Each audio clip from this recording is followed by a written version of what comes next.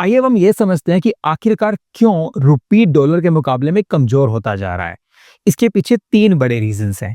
जो सबसे पहला रीजन है वो है यूएस की जो मार्केट्स हैं वो इंडियन मार्केट्स के मुकाबले में ज़्यादा अच्छा परफॉर्म कर रही हैं।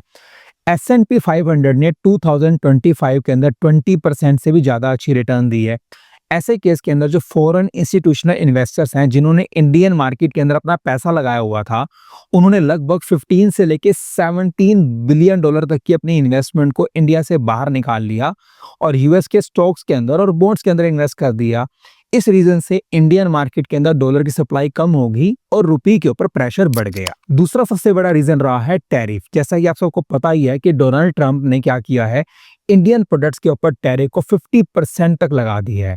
ऐसे केस के अंदर जो इंडियन प्रोडक्ट्स हैं वो यूएस मार्केट के अंदर काफ़ी ज़्यादा महंगे हो गए हैं और वहाँ के लोग इसको अफोर्ड ही नहीं कर पा रहे। इस रीज़न से हमारे जो एक्सपोर्ट्स हैं वो काफ़ी कम हो गए हैं क्योंकि वहाँ की मार्केट से डिमांड ही नहीं आ रही और जब हमारे प्रोडक्ट्स यूएस मार्केट के अंदर बिक ही नहीं रहे तो हमारे यहाँ पर डॉलर की सप्लाई ऑटोमेटिकली कम हो चुकी है। और तीसरा सबसे बड़ा रीज़न है इंडिया का गोल्ड और ऑयल को लेकर एडिक्शन। सितंबर 2025 के अंदर इंडिया ने लगभग 10 बिलियन डॉलर का गोल्ड और 14 बिलियन डॉलर का ऑयल इंपोर्ट किया है। जब आप इन चीज़ों को इंपोर्ट करते हैं तो आपको डॉलर की फॉर्म में ये पेमेंट करनी होती है।